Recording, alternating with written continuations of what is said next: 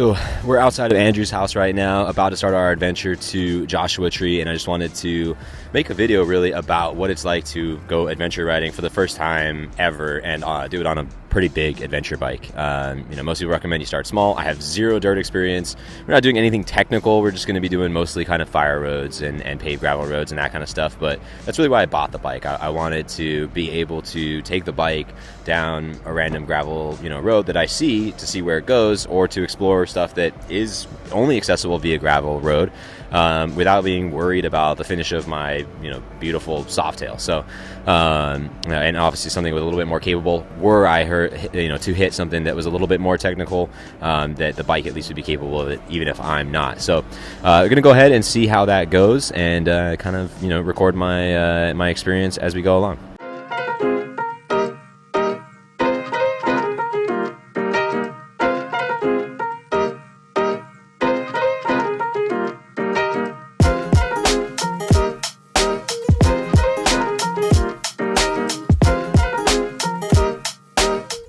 All right, so a quick update on my first time dirt riding on a 560-pound, 150-horsepower dirt bike.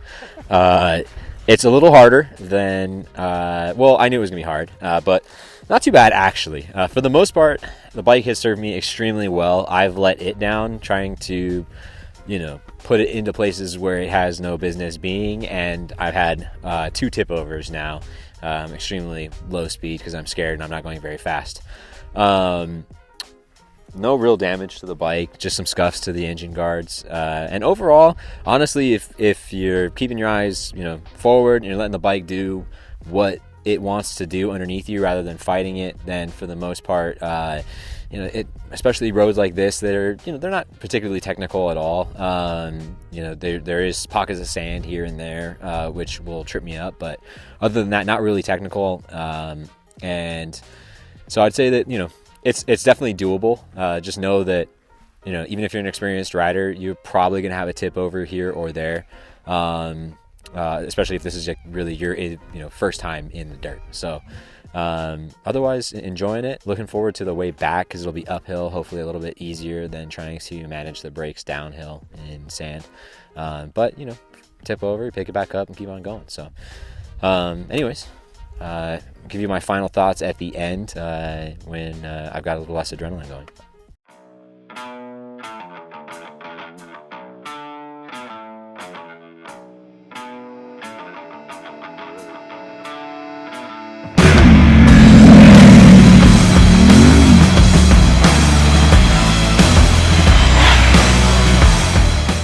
Okay, so we are back from Joshua Tree, and another adventure down. First true adventure in terms of motorcycle definition, right? So this was my first time in the dirt on the Pan America.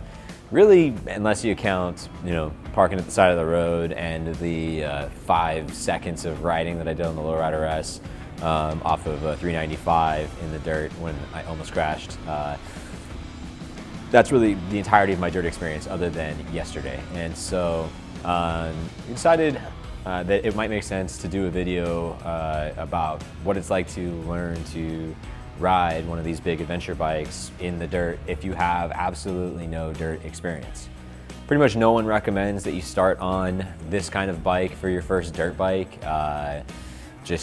There's a lot of downsides to a bike of this size. I mean, in general, you probably shouldn't start on a bike like the Pan Am, even if you're just a brand new rider. I mean, you could do it, but it's a 560-pound bike with 150 horsepower, so it's not really conducive to learning in either pavement or the dirt, but especially in the dirt for a whole host of reasons. But just so you have a little bit of background about what my skill level is, just so you can kind of gauge relative to me where you are. I've been riding for around 5 to 6 years at this point. I've probably done 50 to 100,000 miles on bikes. I ride pretty much every day. I've done a pretty significant number of track days and about mid-pack lap time-wise in the fastest group at my local track day.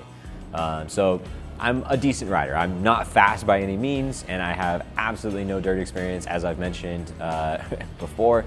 And so just know that that's kind of where my riding background is. It's very much pavement based. I'm a pretty quick pavement rider, and I log a lot of miles every year, so I'm relatively familiar with the bike.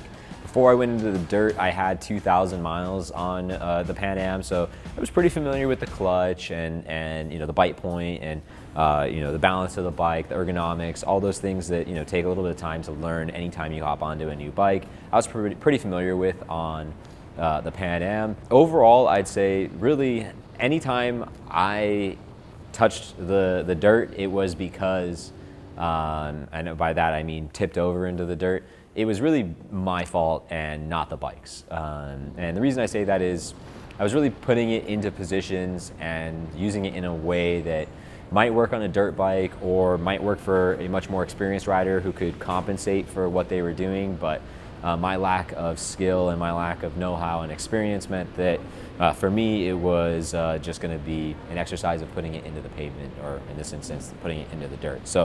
So I guess there's a few takeaways. One, sand is really hard on a bike like this. Hard-packed gravel like that we were on for the most part, like hard-packed dirt trails that were just, you could easily do 30, 40, 50 miles an hour on those roads. You could spin up the rear tire if you wanted. The bike was comfortable. You didn't have to stand up. You didn't have to feel anything really. And you probably could have gone down one of those roads, honestly, on a limited if you were brave enough, for the lowrider, for example. And had a lot of dirt experience, you probably would have been fine. You might not have been as comfortable because of the suspension travel, and you might not have had as many options because you wouldn't be able to disable the rear ABS if your bike has ABS. So there's definitely some advantages to being on the Pan Am, and the 80/20 tires that are on this, the Michelin Adventures, are actually a really, really good 80/20 tire. So you definitely would do better on one of these, on even the kind of hard-packed, really, maintained dirt roads that we were on at certain points of the certain parts of the trip. But then we definitely got to some more technical stuff a little bit later on, and I wouldn't. I mean, obviously, a lot of people are going to look at it on the GoPro footage and be like, "Oh my God, that stuff's all really, really easy." And for the most part, it is, I'm sure, very, very easy for someone who has one, molecule more experience than I do. But for me, it was stuff that was pretty intimidating and challenging, especially the sand. The sand is really the only places that I ever dropped the bike. Long story short, on-road manners for this bike are amazing. Off-road, it's a big, heavy adventure bike, and everyone says don't start on a big, heavy adventure bike, and they say it for a reason. It's tough. That being said, a lot of the middleweight adventure bikes have seat heights that are too high for me, and with the adaptive ride height and the lowering suspension, I'm actually able to flat foot this bike. And I'm pretty sure even on a lighter bike, just due to my inexperience and the relatively road-biased tires, those things mixing together, giving me no confidence on the front end, and my very road-biased background, which is honestly counterproductive in some ways because I'm instinctually leaning into corners, whereas in the dirt, you're really supposed to be leaning out of corners. So I'm doing a lot of things wrong on the bike. So when you factor in all those things, I think I would have had the same result on a middleweight adventure bike. I would have tipped it over. The reality is that any adventure bike is going to be 150 to 300 pounds heavier than a dirt bike that you should be learning on. And it just means that they're not really good for learning the dirt.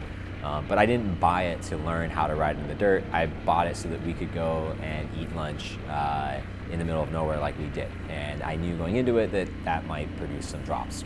So all in all, to get kind of final thoughts of everything, one, I had a blast. I would definitely do it again.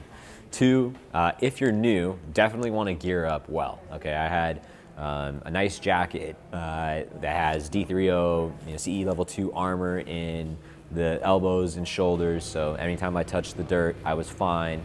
I had knee pads in my reinforced Alpine Star riding pants.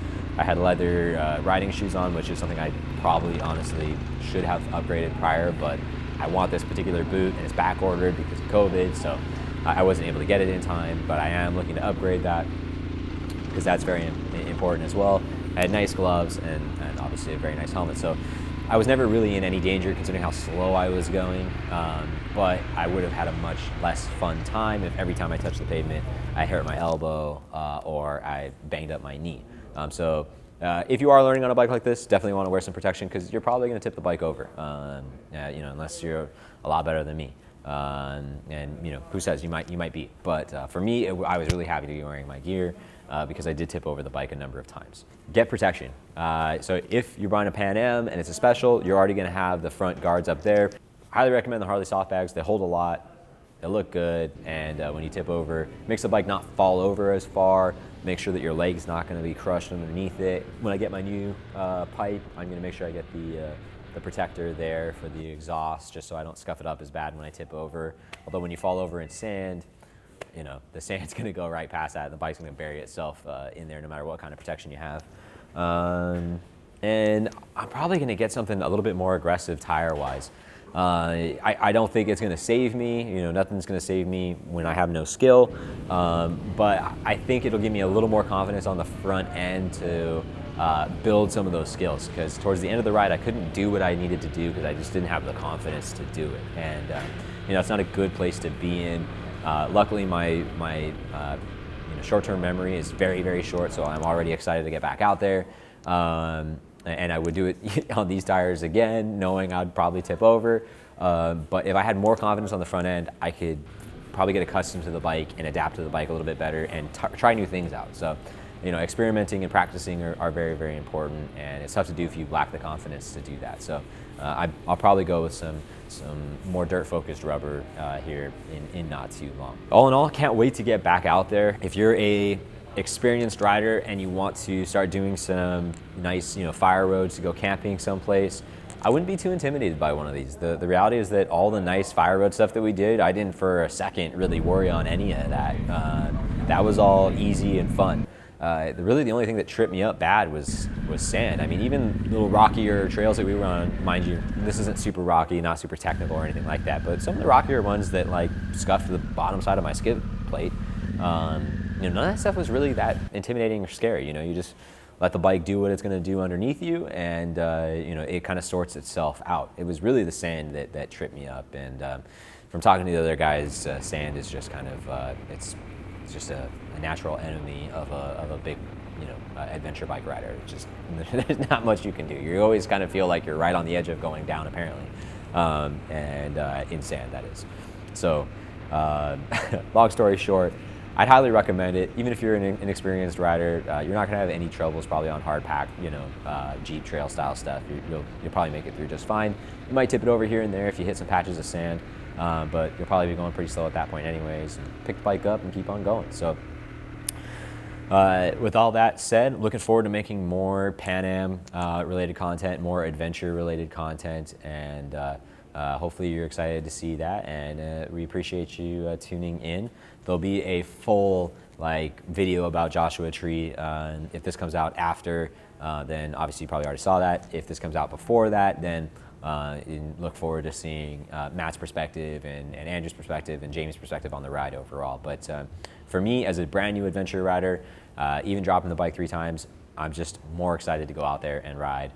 Thanks for tuning in again. If you haven't already, please do subscribe, like, and hit the notification bell because it does help out the channel quite a bit. As always, if you're looking for a bike, we don't have very many on the showroom floor right now. This is December of 2021. Inventory is pretty limited, but as always, do reach out to us, and we never do any kind of dealer markup. We're straight shooters, and we'd love to earn your business. So thanks for watching again, and we'll see you in the next video.